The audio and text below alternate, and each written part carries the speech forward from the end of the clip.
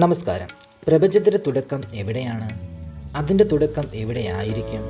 ശാസ്ത്രം ഇന്നും ഉത്തരം തിരയുന്ന ഈ ചോദ്യത്തിന് ആയിരക്കണക്കിന് വർഷങ്ങൾക്ക് മുമ്പ് ഭാരതീയ ദർശനങ്ങൾ നൽകിയ ഉത്തരമാണ് ശിവൻ. മംഗളകാരി എന്നും സംഹാരമൂർത്തി എന്നും വിശേഷിപ്പിക്കപ്പെടുന്ന മഹാദേവൻ വെറുമൊരു രൂപമല്ല, അതൊരു ഊർജമാണ്. ഇന്നത്തെ വീഡിയോയിൽ ആ ഊർജത്തെക്കുറിച്ച് അധികമാരും ചർച്ച ചെയ്യാത്ത രീതിയിൽ ചില വശങ്ങളിലൂടെ നമുക്കൊന്ന് സഞ്ചരിക്കാം. രൂപത്തിൻ്റെ പിന്നിലെ രഹസ്യങ്ങൾ. ശിവന്റെ ഓരോ അടയാളവും ഓരോ കഥയാണ് പറയുന്നത്. ഭസ്മം.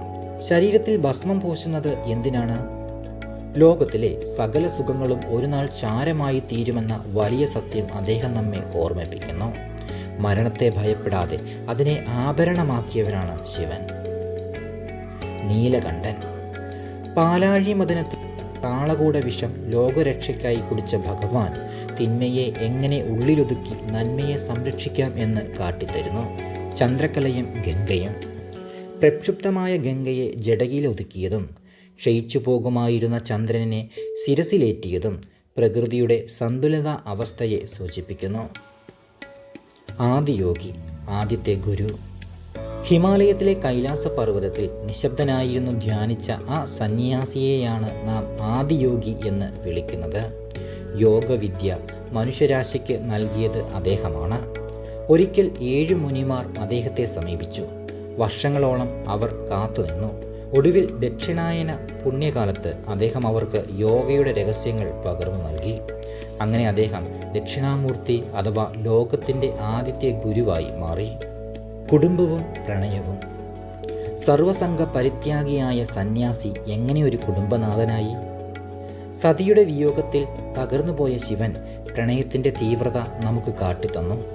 പിന്നീട് പാർവതിയുടെ തപസ്സിൽ സംപ്രീതനായി ഭഗവാൻ അവളെ സ്വീകരിച്ചു. ഗണപതിയും സുബ്രഹ്മണ്യനും അടങ്ങുന്ന ആ കുടുംബം ആത്മീയതയും ലൗകിക ജീവിതവും എങ്ങനെ ഒരുമിച്ച് കൊണ്ടുപോകാമെന്നതിൻ്റെ ഉത്തമ ഉദാഹരണമാണ്.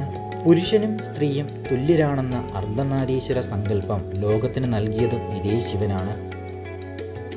ശിവൻ സംഹാരകനാണ് എന്ന് നാം കേട്ടിട്ടുണ്ട്. എന്നാൽ ആ സംഹാരം ക്രിയാത്മകമാണ്. ഒരു പഴയ കെട്ടിടം പൊളിച്ചു നീക്കിയാലേ അവിടെ പുതിയൊരെണ്ണം പണിയാൻ കഴിയൂ. നമ്മുടെ ഉള്ളിലെ അഹങ്കാരം, അസൂയ, ഭയം എന്നിവയെ നാം സംഹരിക്കണം. അപ്പോഴാണ് പുതിയൊരു ഞാൻ ജനിക്കുന്നത്. ശിവന്റെ താണ്ഡവ നൃത്തം ഈ പ്രപഞ്ചത്തിൻ്റെ താളമാണ്. ജനനത്തിൻ്റെയും മരണത്തിൻ്റെയും നിരന്തരമായ ചക്രം. ശിവൻ എന്നത് കൈലാസത്തിൽ മാത്രമിരിക്കുന്ന ഒരാളല്ല, അത് നമ്മുടെ ശ്വാസത്തിലും ബോധത്തിലുമുണ്ട്. ശാന്തമായിരിക്കുമ്പോൾ അദ്ദേഹം ദക്ഷിണാമൂർത്തിയാണ്.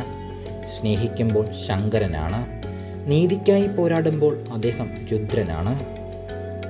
ഈ കഥ നിങ്ങളിൽ എന്തു മാറ്റമാണ് ഉണ്ടാക്കിയത്? നിങ്ങളുടെ പ്രിയപ്പെട്ട ശിവമന്ത്രം താഴെ കമൻറ്റ് ചെയ്യൂ. വീഡിയോ ഇഷ്ടപ്പെട്ടെങ്കിൽ ലൈക്ക് ചെയ്യാനും സുഹൃത്തുക്കൾക്ക് ഷെയർ ചെയ്യാനും മറക്കരുത്. ഇതുപോലെയുള്ള വീഡിയോകളുമായി നമുക്ക് വീണ്ടും കണ്ടുമുട്ടാം.